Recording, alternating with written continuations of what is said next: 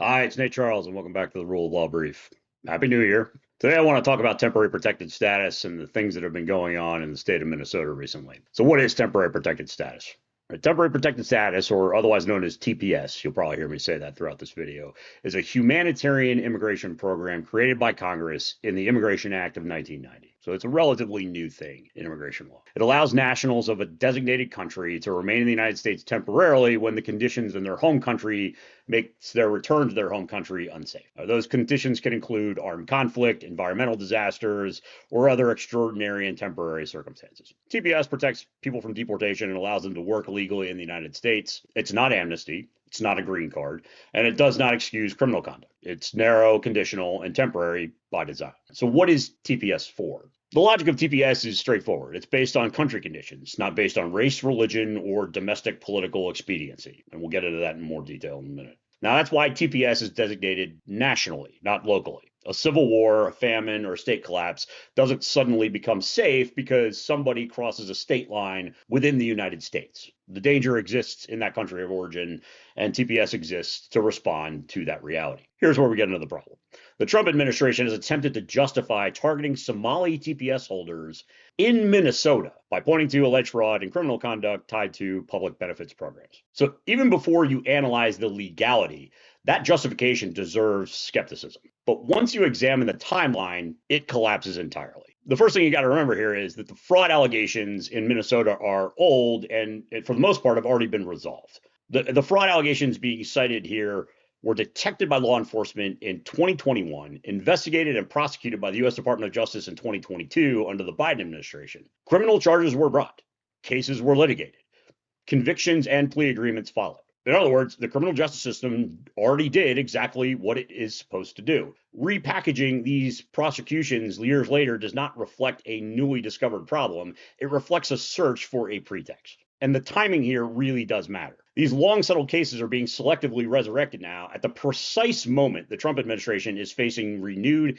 and deeply damaging scrutiny over the Epstein files and other very serious self-inflicted scandals. In that context, it's entirely reasonable to conclude that this is not about immigration enforcement at all, but about distraction, redirecting public attention towards a politically vulnerable immigrant community instead of toward the administration's own inexcusable conduct. Okay, now let's be clear about something.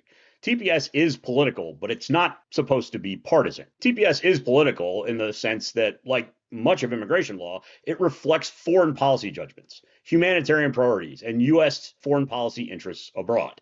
In that sense, TPS has always been part of statecraft. But TPS is not supposed to be partisan. It's not supposed to be used as a domestic political weapon. It's not meant to score political points that support upcoming domestic elections.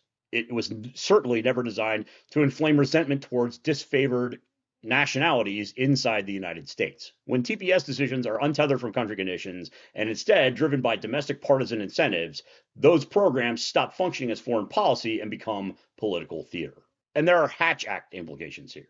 When executive authority is exercised not to advocate legitimate governmental objectives, but to fuel partisan narratives, distract from scandal, or punish politically vulnerable groups, it raises serious concerns under the Hatch Act. The Hatch Act exists precisely to prevent the use of official government power for partisan political ends. Using immigration authorities as a tool of domestic party politics is arguably inconsistent with that prohibition. There's also international law implications here. Under international law, the United States is bound by the principle of non-refoulement. That principle prohibits a country from returning anyone to another country where that person, that individual, is likely to face persecution, torture, or other serious harm. And that's not just an aspirational concept of customary international law.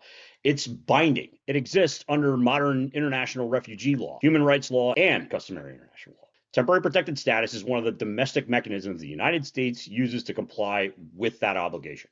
To knowingly strip protection and send people back to a country where the underlying danger has not meaningfully changed is not just bad policy, it's a violation of the principle of non-refoulement. Let's also not minimize the fact that stripping TPS from an entire nationality is a form of collective punishment. Even assuming, purely for the sake of argument, that crimes did occur in Minnesota, what has followed is legally indefensible. This is collective punishment, threatening tens of thousands of people with the loss of fundamental human rights protections, not for what they did, but for what others allegedly did.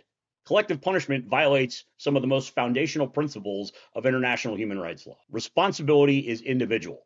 Punishment must be individual. If someone committed fraud, I am totally on board with prosecuting them to the fullest extent of the law. I'm even okay with deporting them if it was a deportable offense. But you don't punish an entire nationality for the sins of a few. Moreover, the alleged fraud here had nothing to do with being Somali. The programs involved here were open to citizens and non-citizens alike. Somali nationality did not enable the conduct. It didn't even advance it. It did not cause it at all. Using nationality as a proxy for criminality is not law enforcement. It's scapegoating, and it's totally inconsistent with the Equal Protection Clause of the 14th Amendment of the U.S. Constitution, which gets to the concept of selective enforcement. Comparable allegations involving other populations within the United States have not triggered nationality-wide punishments. The population selected here is overwhelmingly Black, overwhelmingly Muslim, and politically marginalized. That reality is not incidental, and it cannot be ignored. Finally, there is no legal authority, nor is there any historical precedent for revoking temporary protected status for an entire nationality within a single U.S. state. TPS is based on country conditions, not internal geography of the United States. If Somali nationals in Minnesota allegedly no longer merit protection, but Somali nationals in other U.S. states do, the policy collapses under its own logic. The whole concept is absurd. All it would take would be for the protected Somalis in Minnesota to move to another state, which they're free to do. That alone tells you this is not serious immigration policy. It's punitive political theater. In summary, revoking TPS from Somalis in Minnesota is unlawful, pretextual,